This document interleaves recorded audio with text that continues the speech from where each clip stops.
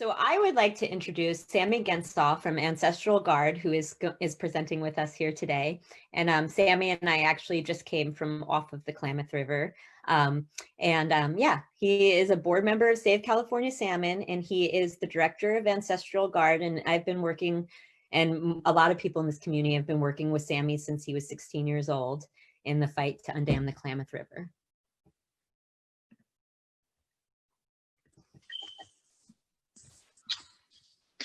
Hello, I Queen Neck Now, Sammy Gensaw. I come from the village of Requa, and thanks for the introduction, Regina. I've been involved with Undam the Klamath campaign since I was 16, and one thing that we did today is we came together to stop people from Pacific Corps and leaders from tribes from coming up the river, going up to have a meeting at Blue Creek. And the reason why we did this is because we believe that the power comes from the people, the council, or these leaderships of any organization. The power doesn't come from them.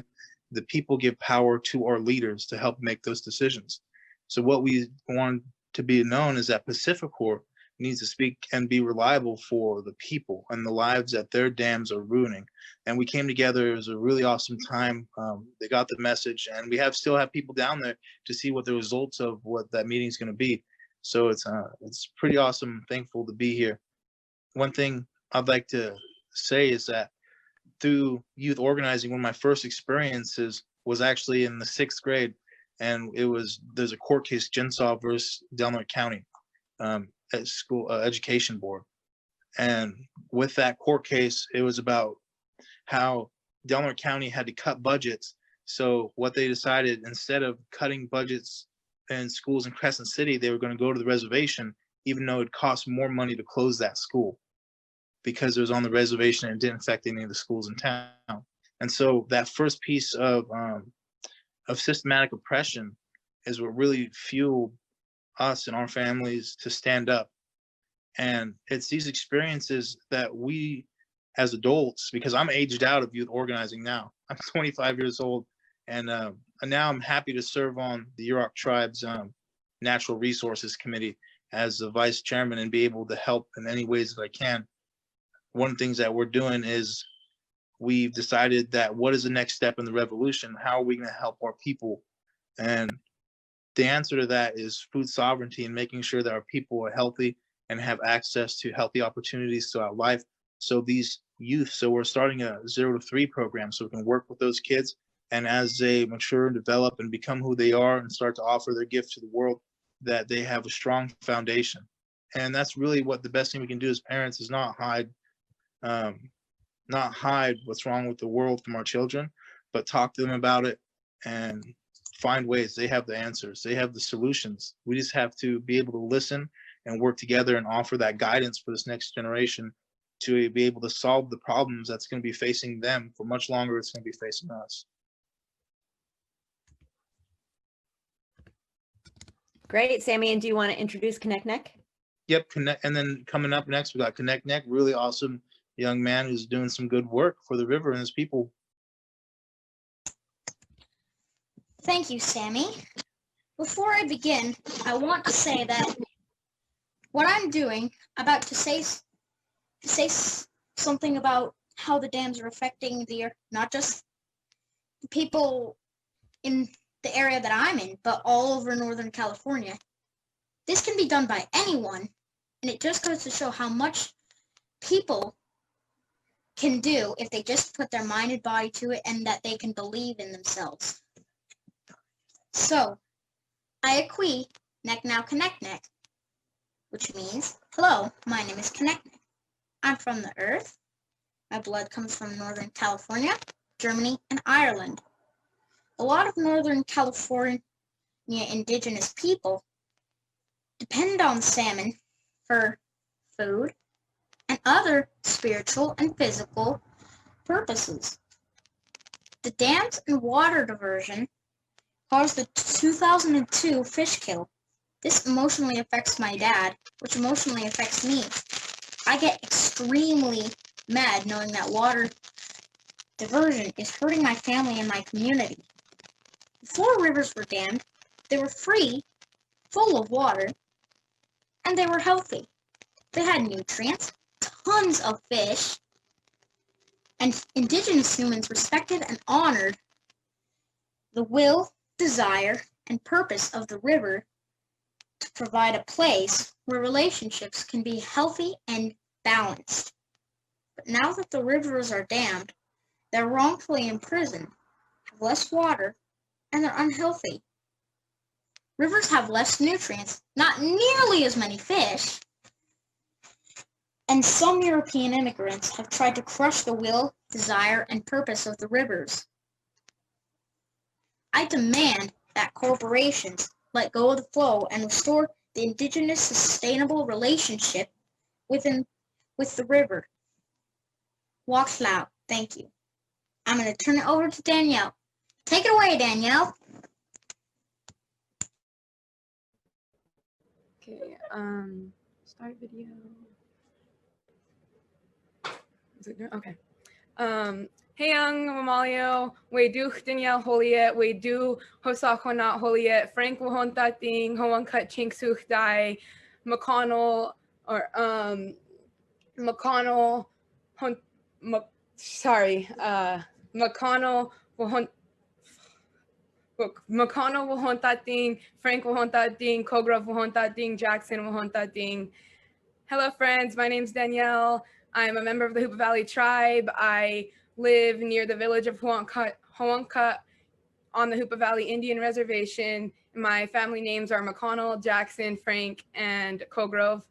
I'm going to do a presentation today prepared by some of the Hoopa Valley High School water rights activists. Are you going to put it up on the screen, Regina? Okay.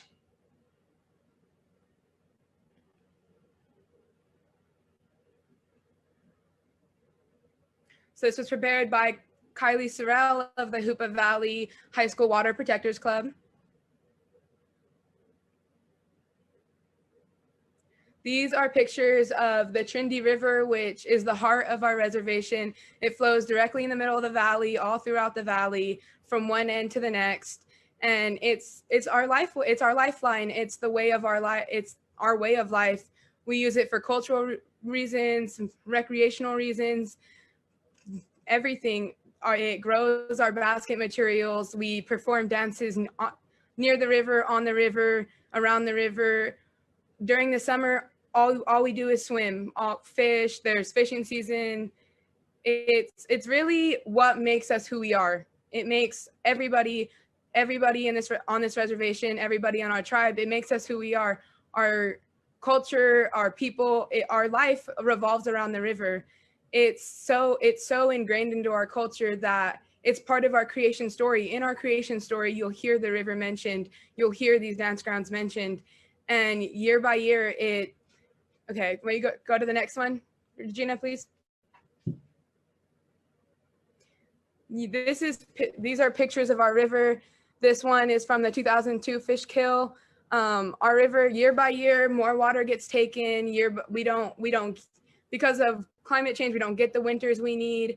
The river doesn't get what it needs, and it turns into this. This was a picture of the 2002 fish kill where our salmon population was almost wiped out entirely. I mean, it still hasn't recovered, and it's 18 years later.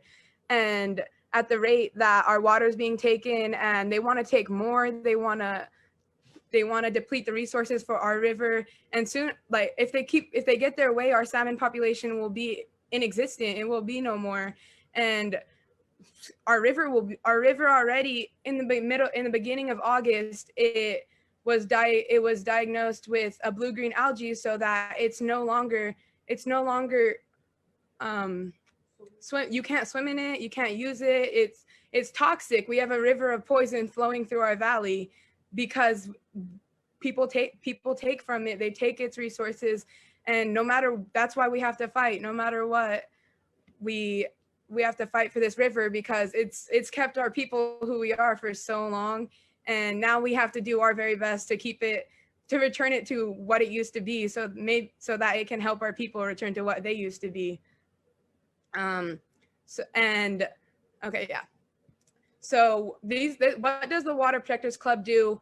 We do many things. I mean, we protect the water, I guess. That's what we do. We go to hearings, like Regina was mentioning, the one in Reading. We also went to one in Sacramento. We went to the one in Eureka. We went to a board meeting. We write letters. We educate the public. We actually held a presentation in Hoopa at the high school and to inform the public of what was going on and of the up and coming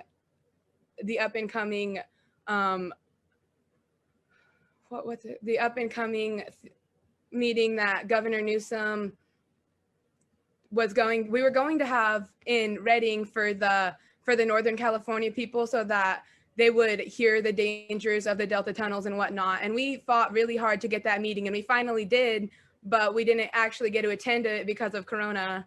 That was a big disappointment, but actually getting that meeting was really cool. It taught us that what we do is actually working, that they have to listen to us. I mean, obviously, if they're meeting with us and they're doing what we're asking, and so that's pretty much what we do.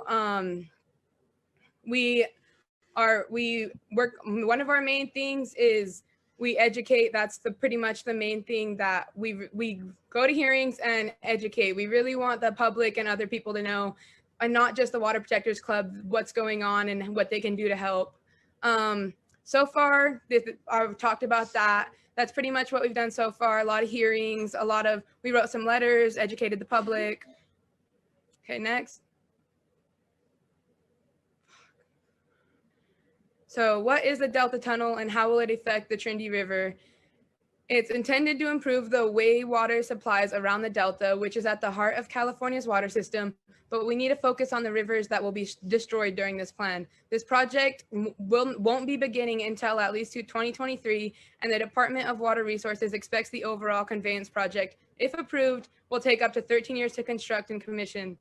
The water is already unhealthy and low. Taking more water from us without releasing the dam is a fish massacre waiting to happen, along with the other wildlife in and around the river. And not just the wildlife, our cultural resources are at stake here. The river provides life for our willow sticks, our hazel sticks, our basket materials, things that have been used since immemorial in our culture, and all the wildlife, the river, everything's at stake here. If more water is taken, the river will lower, the temperature will rise, and fish will die. And that's the end of the bottom line. They'll be taking a basic necessity from people who live here, and our whole life revolves around this river. They'll be taking our life, our culture, from our people. So these are our plans once the pandemic is over and things settle a little bit and we can get back to our club meetings and doing things. And we want to request more hearings closer to the water tribe so that our people shouldn't have to travel so far, especially when we live an hour and a half from the nearest, city, which it's not even a city. We live an hour and a half from anything, big. And the other hearings, like the one we actually got scheduled, was still 2 hours away.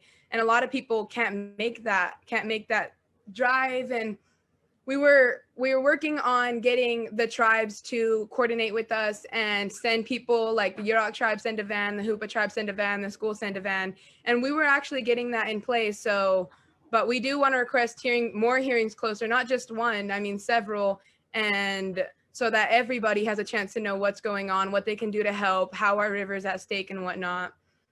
We would also like to have more partnerships with different clubs and organizations.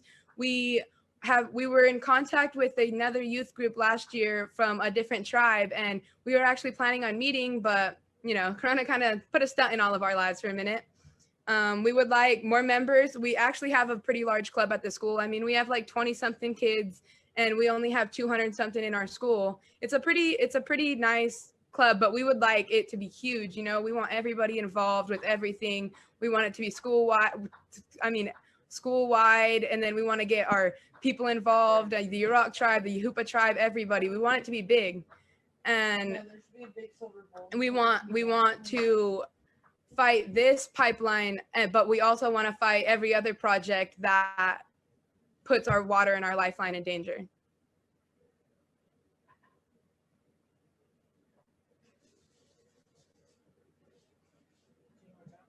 Okay, is that it? Yeah, we're gonna drop a petition against the Delta Tunnel into the chat here because while everyone is on COVID lockdown, Governor Newsom is pushing the tunnel forward, and he actually asked the Army Corps of Engineers to give a federal Clean Water Act permit to building this tunnel. So just so people know, we have a new petition out. We're gonna drop it in the chat now. And Danielle, do you want to introduce the next speaker? Yep, okay, next we have Aisha Wilson. She works with the Rogue River and she has something to say. Thank you. Thank you for the presentation, and give me one moment while I share my screen and set up my PowerPoint.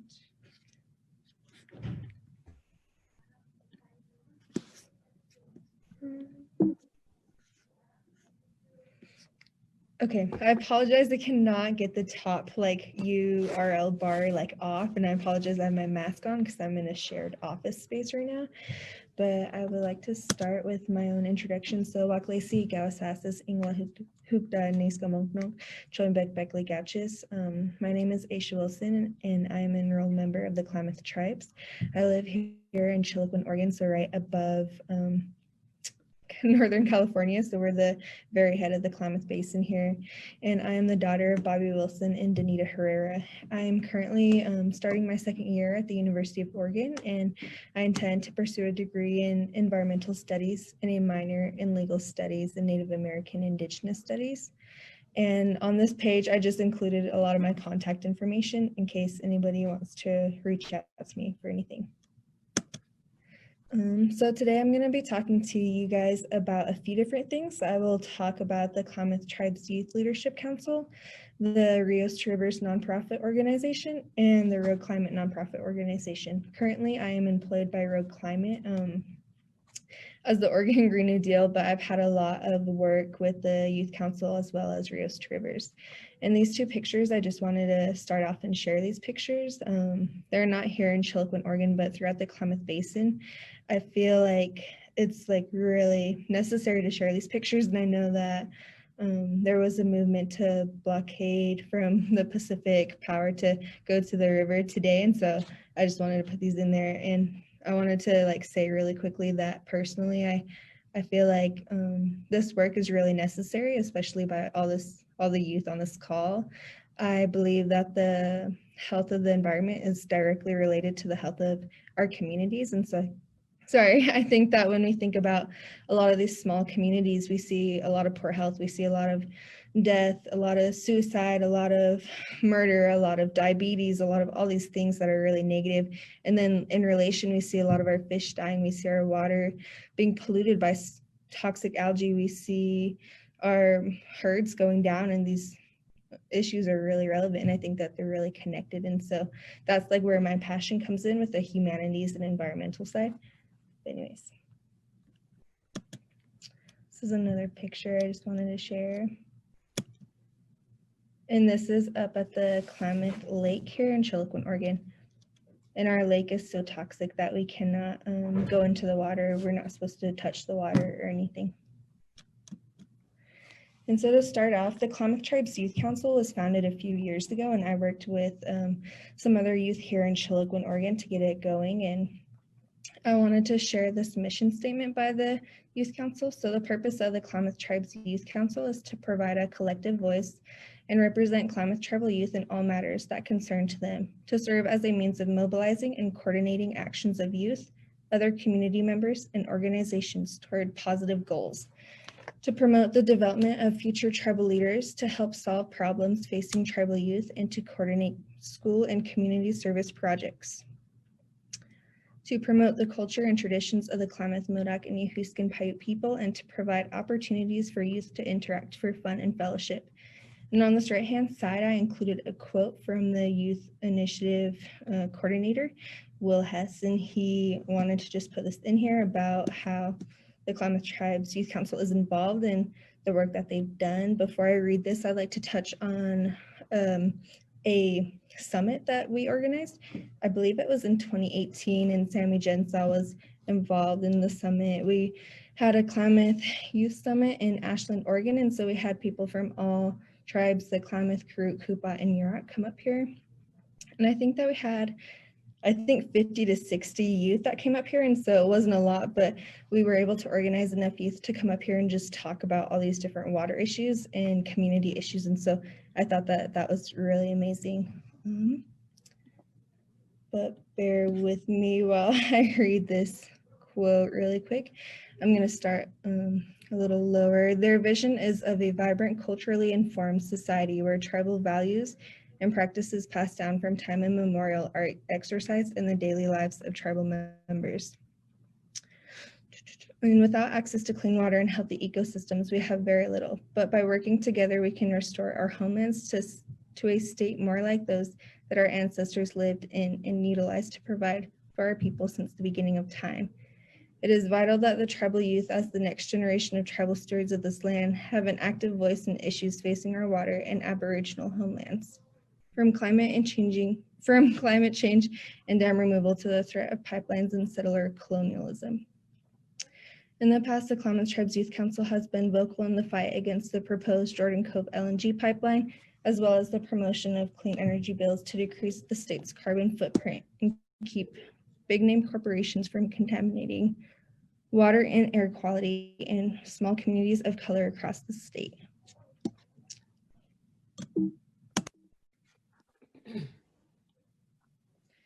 And then here's a few pictures. The top left, they're gathering tulies out by the lake. This bottom left, we were representing the Klamath Tribes Youth Council in San Diego, California at the Unity Conference. And then this picture to the right, we have Hannah Schroeder, the current co-chair of the Youth Council, speaking at a LNG event in Klamath Falls.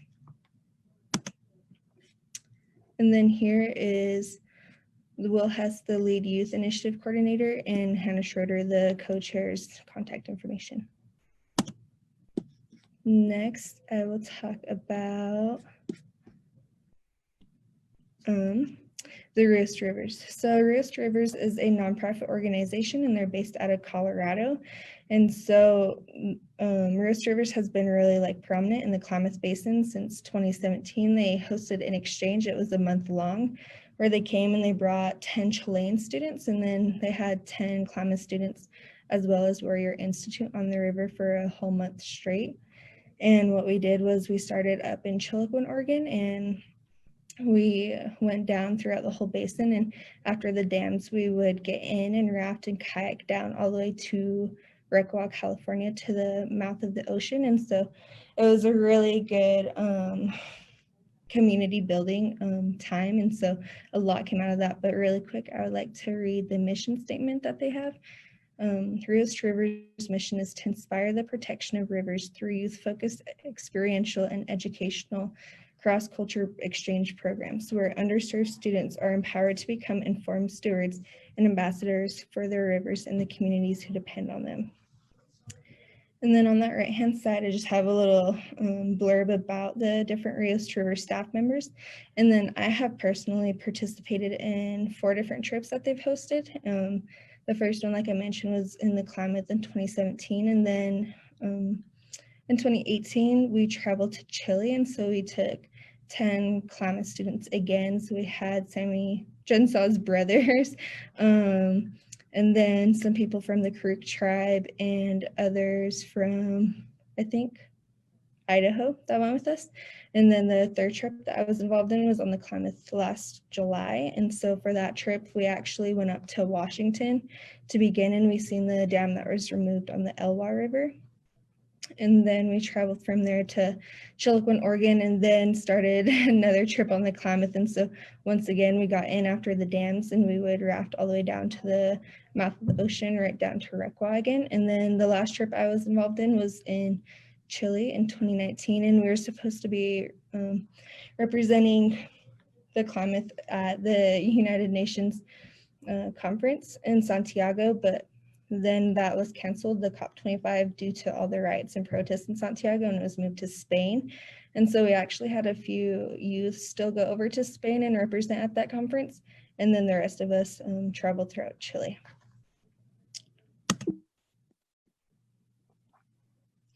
This picture was taken on the Klamath as you can see, there's a lot of different people. We had people from Asia, Argentina, Bolivia, Chile, Colorado, Idaho, Washington, and Arizona, I believe. And so what is really amazing about these youth exchanges is it brings people from all different types of communities, different languages, different cultures, and different experiences. And we all come together just to talk about water. And so the entire mission of this is free flowing water. And so a lot of it has incorporated a lot of educational, like related to environmental concerns. And so every day we would sit down and we would talk about different things, and we would have translators come in. It was just really good. And I think that a lot of my work was brought from this organization. I met Sammy Gensaw down there, and so since then we've maintained a relationship from the beginning of this basin all the way to the end of the basin, which is really amazing.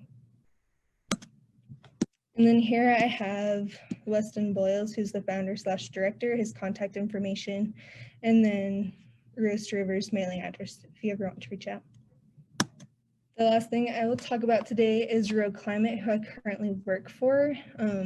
Right now, what I do for Rogue Climate is outreach for the Oregon Green New Deal. So that is a new environmental climate-driven policy platform that's being introduced for Oregon here. But Rogue Climate's mission statement is to empower Southern Oregon communities most impacted by climate change, including low-income, small town youth, and communities of color, to win climate justice by organizing for clean energy, sustainable jobs, and a healthy environment.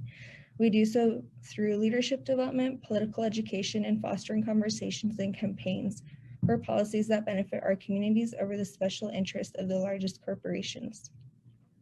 The three primary campaigns that Rogue Climate focuses on is to stop the Jordan Cove LNG export terminal and the Pacific Connector frac gas pipeline proposed in Southern Oregon. And that has been a big thing. There's been a lot of conversation and involvement from not only Southern Oregon, but also Northern California.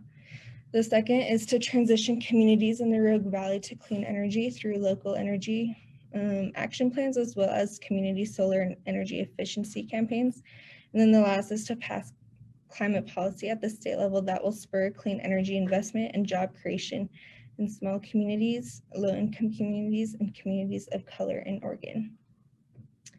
And then they do these things through a few different areas. First, they like to focus on local action. They also focus on state action, leadership development, and that is where a lot of the youth comes in.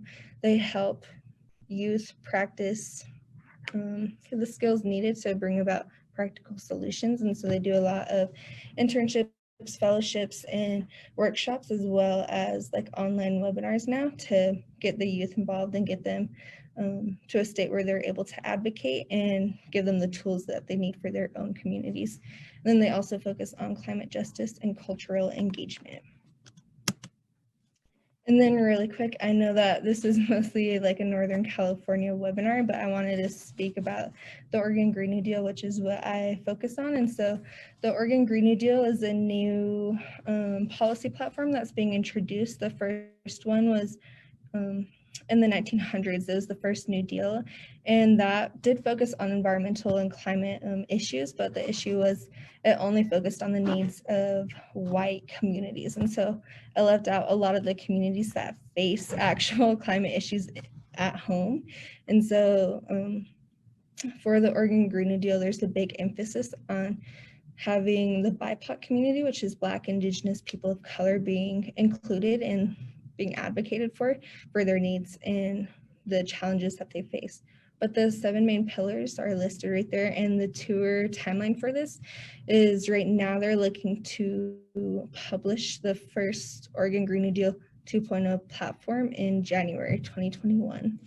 And the reason I wanted to talk about this was Rogue Climate just recently met with the organization writing the policy about like a tribal liaison. And so right now we realized that the only outreach that they did to Indigenous communities was here in Klamath, and it was only because I did that. And so me and Ali Rosenbluth, my supervisor, reached out to this organization to see if they could commit to reaching out to all of the 9 federally recognized tribes in Oregon before January 2021. And so right now we're working on getting a tribal liaison set up. And I wanted to say this because I think that the connection between government to government is really non-existent when it comes to policies and decisions for tribal nations in the United States. And so it was a big deal to have any involvement from my tribe and their feedback on this policy before it was published. And so I'm really pushing for that to happen for all the other tribes here in Oregon. And then this photo is at the Salem State Capitol when we had a lobbying day in there. And I believe that we also had quite a few people from the Hupa tribe that were present at this as well. And then on the right-hand side, I also have the contact information for my supervisor, Allie, and then her supervisor, Hannah. And that's it.